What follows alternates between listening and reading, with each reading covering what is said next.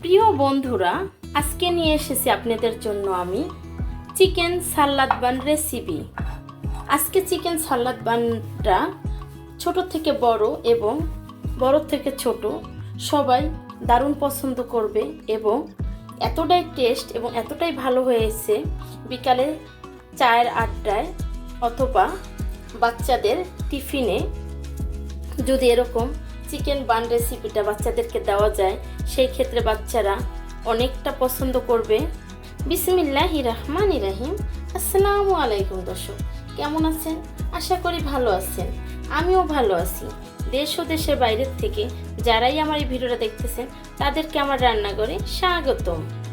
প্রিয় বন্ধুরা, আজকে আমার চিকেন সালাদ বানের জন্য কি কি উপকরণ লাগে সেটাই আপনাদের সাথে শেয়ার করব। আজকে চিকেন বানটা একদমই একটা স্বাস্থ্যকর এবং বাচ্চাদের খুবই প্রিয় একটা খাবার এবং বড়দেরও খুবই প্রিয় খাবার।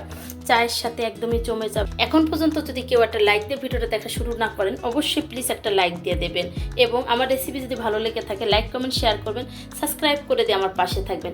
যে সমস্ত বন্ধুরা ফেসবুক থেকে দেখতেছেন তারা একটা ফলো দিয়ে রাখবেন।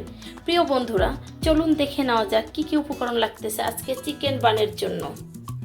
আমি একটা ভেঙে দেখে দেব যে কিরকম হয়েছে। দেখতেই পাচ্ছেন চিজটা কতটা সুন্দর মিল্ট হয়ে গেছে, দেখতেই পাচ্ছেন। এটা এতটাই টেস্ট ভালো আসবে খেতে, দেখতেই পাচ্ছেন যে কতটা লোভনীয় হয়েছে। প্রিয় বন্ধুরা, চলে এসেছি মূল পর্বে। এই পর্যায়ে এখানে আমি আধা লিটার দুধ জ্বালিয়ে নিয়েছি, কিন্তু ফুল ক্রিম ছিল না। দিয়ে দিলাম টেবিল চামচের 1 চামচের কম ইস্ট। এখন একটু মিক্স করে নেব দুধের সাথে।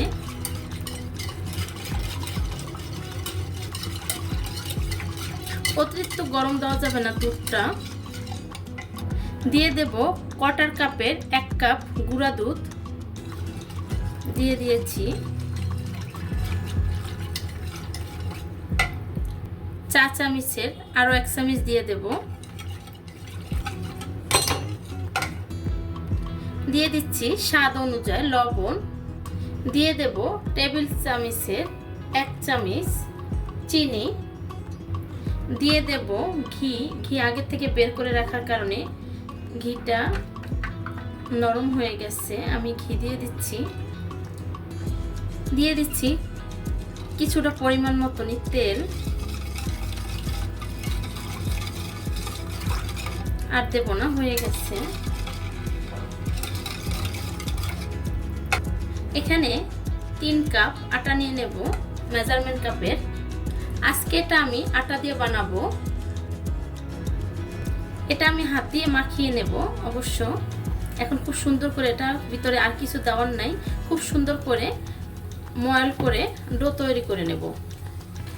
প্রিয় বন্ধুরা, হয়ে গেছে ডোটা তৈরি করা। এখনই আমি এটা বেশিক্ষণ রেস্টে রাখবো না, 10 মিনিট রেস্টে রাখবো, তারপরে লেচিটা কেটে নেব। অলরেডি বাবলস হয়ে গেছে।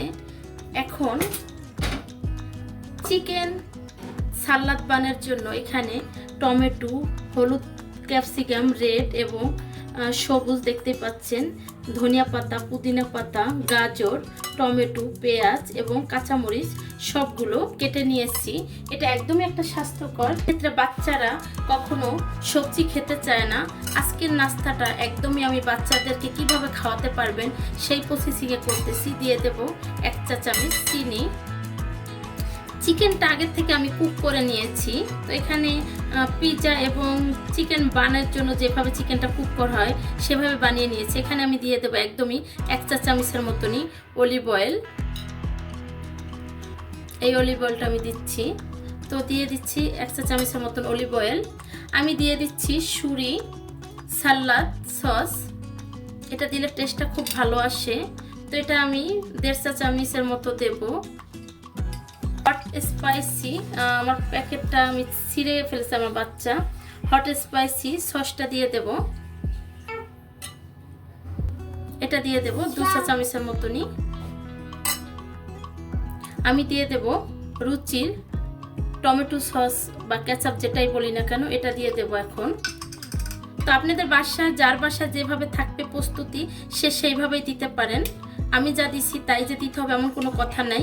চিকেনের সাথে সালাডটা ম্যারিনেট করে আপনারা দিয়ে দিতে পারেন। আমি এখন এটাকে চিকেন সালাডটা বানিয়ে নেব। আর একটু টমেটো সস দিয়ে দেব। টমেটো সসটা একটু বেশি হলে বাচ্চারা একটু বেশি পছন্দ করে, তো সবসময় আমি টমেটো সসটা একটু বেশিই দেই। হয়ে গেছে আমার উপকরণগুলো দেওয়া। এখন খুব সুন্দর করে মিলিয়ে নেব। হোয়াইট এবং ব্ল্যাক পেপারের গুঁড়া দিয়ে দেব আমি 1 চা চামচের মতো। হয়ে গেছে। এখন এই পর্যায়ে আমি এরকম ছোট ছোট লেচি কেটে এভাবে করে হাত দিয়ে একটু গ্যাপ গ্যাপ করে তারপরে চিকেন সালাডটা দিয়ে দেব। দেখতেই পাচ্ছেন চিকেন সালাদ এবং চিজ এটা ভিতরেই দিয়ে দেব। দিয়ে দিচ্ছি চিকেন সালাডটা।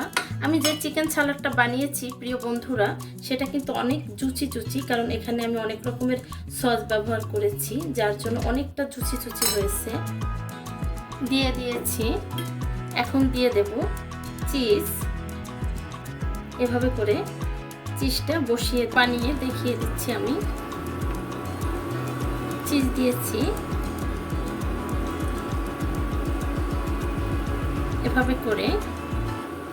এভাবে করে মুড়িয়ে নিলেই হয়ে যাবে। আর যদি আপনারা না পারেন সেই ক্ষেত্রে আটা বা কর্নফ্লাওয়ার ব্যবহার করতে পারেন। আমার আটা বা কর্নফ্লাওয়ার ব্যবহার করার দরকার হয় নাই। এভাবে করে একটা করে সবগুলো আমি এখন বানিয়ে নেব।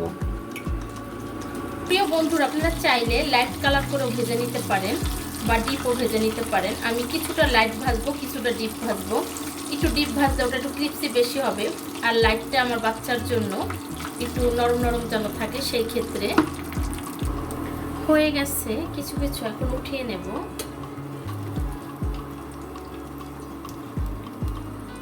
আমি যেহেতু টিস্যুর উপরে রাখবো সেই ক্ষেত্রে আর ঝাঁঝরি দিয়ে উঠানোর দরকার হবে না।